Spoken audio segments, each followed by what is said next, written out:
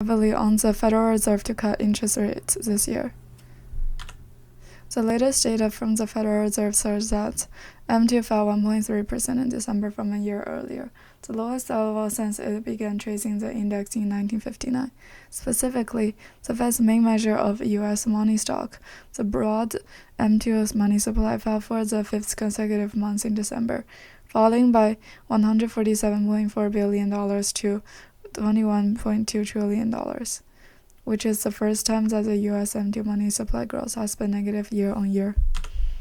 In view of many industry insiders, the U.S. M2 year-on-year growth rate turns negative as early as in the market expectations. After all, U.S. M2 growth slowed to 0.1% year-on-year in November, just one step away from falling into negative territory, well below the peak of 27% set in February 2021. In fact, the United States M2 year-on-year growth fell into negative.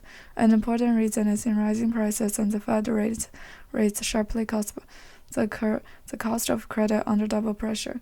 More and more Americans have to use savings to buy supplies or pay bank loans, leading people to shrink savings, dragging M2 year-on-year growth turned negative, a Wall Street hedge fund manager told Reporter Analysis.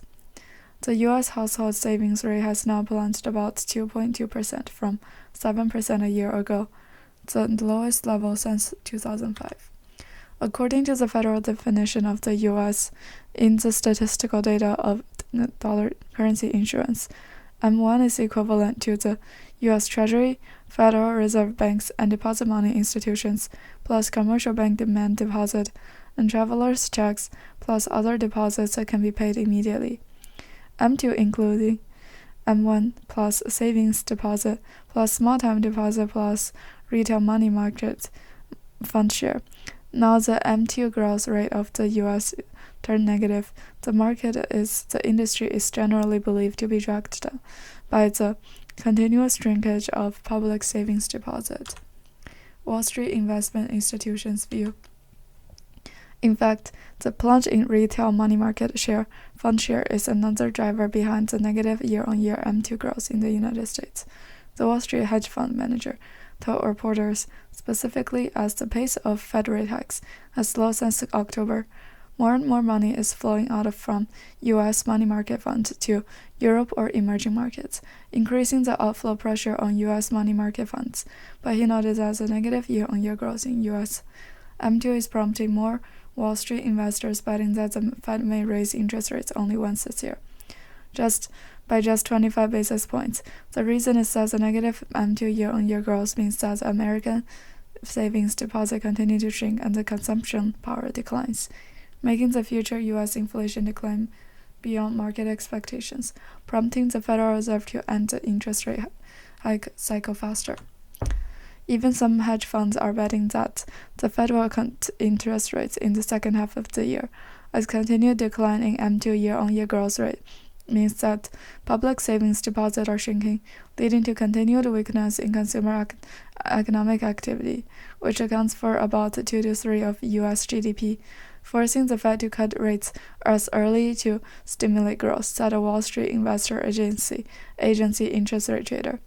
Citibank economist Nathan Sheets said a further slowdown in year-on-year growth in the U.S. M2 continue to drive down inflation, as a decline in people's monetary reserves will curb demand and reduce demand for bank-based loans, as well as other financing capacity to trade in households, businesses, and financial markets. Washington, a think tank tax foundation. Former vice chairman of Smith wrote that the latest economic data suggests that the U.S. economy may not need the Fed to continue to tighten monetary policy. The Fed policymakers can pause in January monetary policy meeting.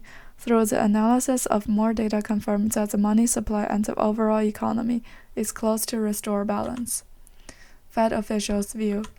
St. Louis Fed President James Brad said the sharp decline in the U.S. M2 index could be good news for the Fed monetary policymakers who are trying to contain high inflation. He said the empty money supply surged during the outbreak due to the massive fiscal stimulus and the extremely loose monetary policy of the Federal Reserve. But now, the sharp decline in empty growth indicates the fading of inflation. However, this view faces considerable controversy on Wall Street. Some Wall Street investment economists pointed out that, although the U.S. M2 growth rate in December, the M2 level is still 37% higher than before the epidemic, indicating that the U.S. financial market is still quite liquid, and the Fed needs to continue to raise interest rates and reduce its balance sheet to close liquidity to further curb inflation. Impact onto future stock market. This led to Wall Street investment institutions again to the Fed challenge as last December personal consumption spending PCE price index fell to 5%, the lowest level since September 2021.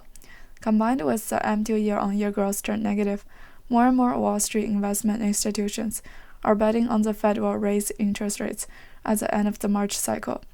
Wall Street traders have only a third chance that the Fed will raise rates by 25 basis points after March and bet that the Fed would cut rates in September, the data showed. Capital economics economist Paul Ashworth said the year as Fed's biggest interest rate hike has significantly weighed on demand, prompting the Fed to start cutting interest rates later this year. But that is very different from the Fed's previous forecast for interest rate trend. Several Fed officials have previously expected peak rates to eventually be just above 5%, and that the Fed would not cut rates this year to ensure the Fed could successfully stem a rebound in inflation and push inflation back to its 2% target. At present, the Wall Street investment institutions for the Fed to end the cycle as soon as possible, leading to U.S. stocks rebounded significantly since this year. But this is not necessarily the situation of the Fed, because the Fed decided to continue to take aggressive monetary tightening. Wall Street capital once found himself Fed's mistakes. While reverse mass selling of U.S. stock hedge, the resulting U.S. stock volatility, and even in the U.S. recession blessing triggered new financial market systemic risk, the Wall Street hedge fund manager had said to reporters. But the Fed is not able to calm down Wall Street financial institutions, as well as Wall Street investors need after last year's plunge to recover more losses before the annual financial results arrive at the end of March. In his view, this could become the biggest global financial markets this year black swan's event, while the Fed insisted that the interest rates will peak for a period of time in the future. But Wall Street generally believes that if inflation continues to fall, and the U.S. economy, the Fed will have to yield to market pressures and cut interest rates as soon as possible. As the financial market and the Fed, not the U.S. financial markets, it's the Fed if ignores the U.S. economic downturn and inflation, choose to maintain high interest rates. Many financial institutions will be forced to sharply adjust the investment strategy, sharply selling U.S. stocks debt haven, will inevitably lead to the financial market again usher a new round of turmoil. That's all I have for today. Thank you for listening. Don't forget to subscribe and like. See you next episode.